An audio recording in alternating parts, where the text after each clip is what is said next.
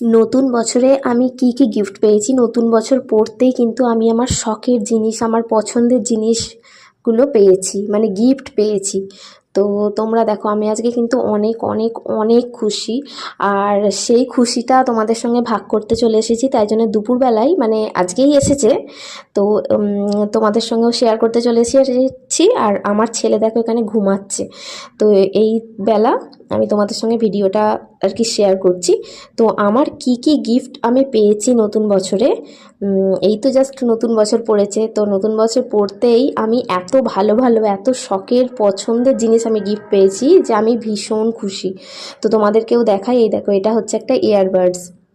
আমার খুব শখ ছিল, আমি কিন্তু খুব একটা গান শুনি না বা কানে দিয়ে কোনো কিছু করি না, কিন্তু এটা আমার শখের জিনিস বলতে পারো।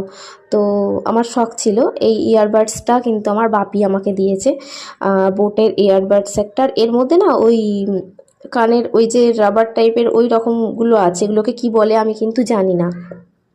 তো দেখো, আর এর মধ্যে একটা এই যে চার্জ দেওয়ার রয়েছে, এই যে এটা আমার বাপি আমাকে দিয়েছে।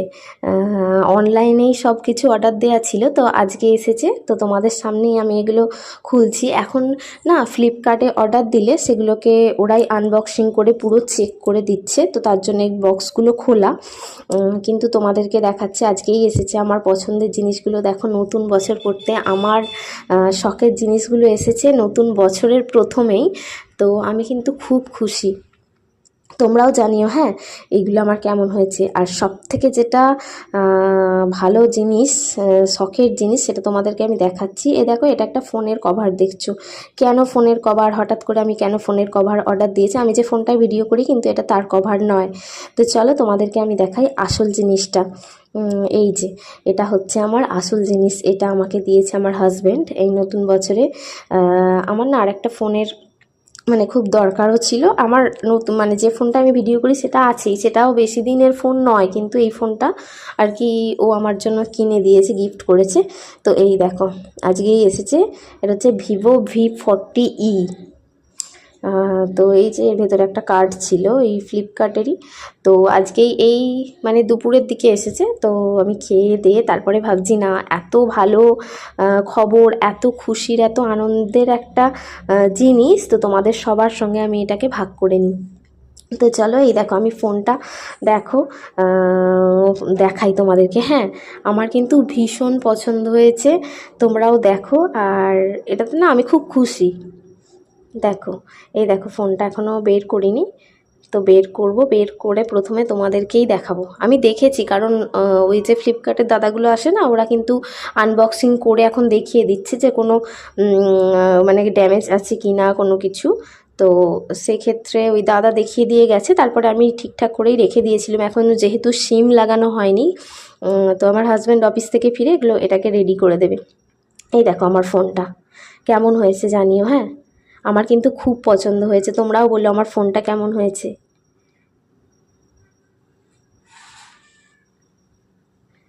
নতুন বছরে দুটো প্রিয় মানুষের কাছ থেকে আমি গিফট পেয়েছি, দেখো।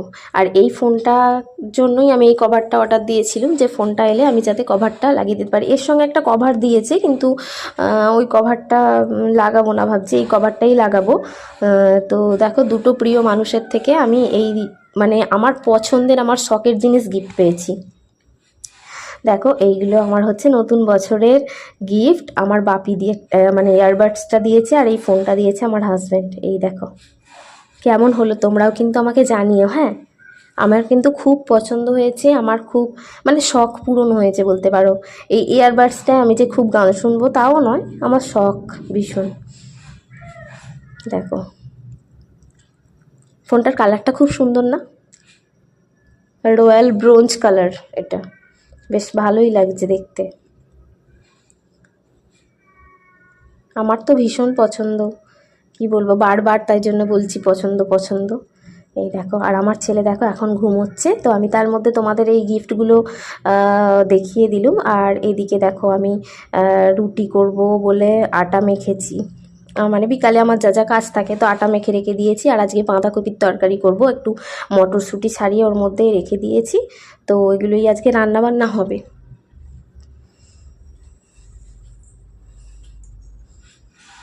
এই দেখো রান্নাঘরের এইটা ঢাকা দিয়ে দিই বলো। আমি তো এক্ষুনি রুটি করব না, তো এগুলো ঢাকাঢুকি দেওয়া থাক, সেই তো সন্ধ্যাবেলা আমার হাজব্যান্ড এলে। আজকে আবার ফোনটা এই যে নতুন নতুন গিফটগুলো এসেছে এগুলো নিয়েই পড়া হবে, তো একটু রান্নাবান্না করতে দেরিই হবে।